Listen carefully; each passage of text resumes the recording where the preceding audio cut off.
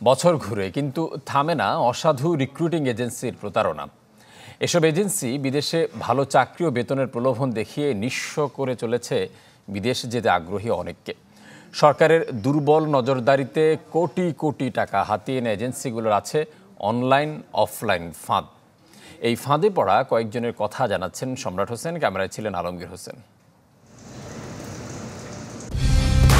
Colour expert, George sap এবং mild on hands technology সমৃদ্ধ Orix crystal wash আপনার laundry expert. কথা ছিল চাকরি করবেন অস্ট্রেলিয়ার অভিজাত হোটেলে, বেতন পাবেন লাখ টাকা। সে আশায় নারায়ণগঞ্জের রোকেয়া আক্তার মায়ের একমাত্র জমি বেচে সংগ্রহ করেন বিদেশ যাবার টাকা। কিন্তু আশায় গুড়ে বালি, হয়নি এসবের কিছুই। একটি ট্রাভেল এজেন্সিকে 8 মাস আগে 6.5 লাখ টাকা দিয়ে এখন চেক জালিয়াতির মামলায় আসামি এই পরিবার। আমাকে বলে যে আপনি যদি অফিসে টাকা নিতে আসেন আপনার নামে তো দিবই, আপনার হাজবেন্ডের নামেও দিব, ইভেন আপনি যাদেরকে অফিসে নিয়ে আসবেন তাদের নামে মামলা দিব।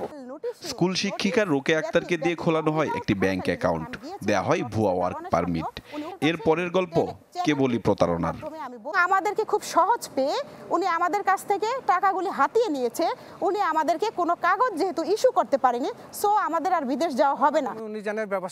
উন্নত জীবনের আশায় 2 যুগ ধরে সৌদি আরব প্রবাসী স্বামী দেশে ফেরেন চাকরি ছেড়ে, কিন্তু বিধিবাম এখন বেকার দিন কাটছে তাইজুলের। আমি বেকার, আমার অর্থনৈতিক একদম দুর্বল, যার কারণে আমি পুরো নিঃস্ব হয়ে গেছি। কেন আমি যে আসলে আমরা যারা কর্মরত আমরা বেকার থাকতে পারি না, কিন্তু তার কারণে বরকতুল্লাহর কারণে আমি আজ এখনো পর্যন্ত বেকার।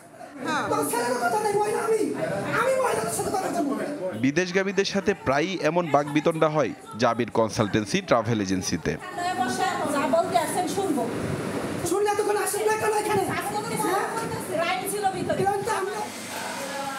রিক্রুটিং লাইসেন্স না থাকার পরও কিভাবে বিদেশে কর্মী পাঠানোর কার্যক্রম চালাচ্ছে জানতে চাইলে এ বিষয়ে কেউ কথা বলতে রাজি হয়নি।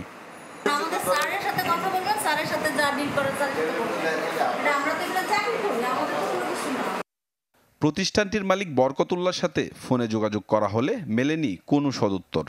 আমি তো বললাম যে আমি ঢাকার বাইরে, আমি কিছুদিন পরে এসে আমি আপনাকে পাঠিয়ে আমি সবকিছু পাঠিয়ে দিচ্ছি হোয়াটসঅ্যাপে। শক্তের ভক্ত তো। মন্ত্রণালয়ের অনুমোদন ছাড়া কিভাবে দিনের পর দিন প্রতারণা করছে এসব প্রতিষ্ঠান? এই অভিবাসন বিশ্লেষক বিকল্প দেখছেন না সরকারি নজরদারি বাড়ানোর। প্রবাসী কল্যাণ মন্ত্রণালয়, বিএমইটি, পররাষ্ট্র মন্ত্রণালয়, তাদের বিভিন্ন ডেস্ক থেকে এগুলো রেগুলারলি মনিটর করা দরকার, এবং সেটা আমাদের এখান থেকে হোক, বিভিন্ন দেশে যেসব দেশে এই ধরনের অবৈধ চক্রগুলো পাঠানোর চেষ্টা করে সেসব দেশে দূতাবাসগুলো রেগুলারলি অনলাইনে এটা চেক করতে পারে। একটি টাস্কফোর্সের মাধ্যমে অনুমোদনহীন ট্রাভেল এজেন্সির বিরুদ্ধে অভিযান চালানোর পরামর্শ এই বিশ্লেষকের। সম্রাট হোসেন, চ্যানেল 24, ঢাকা।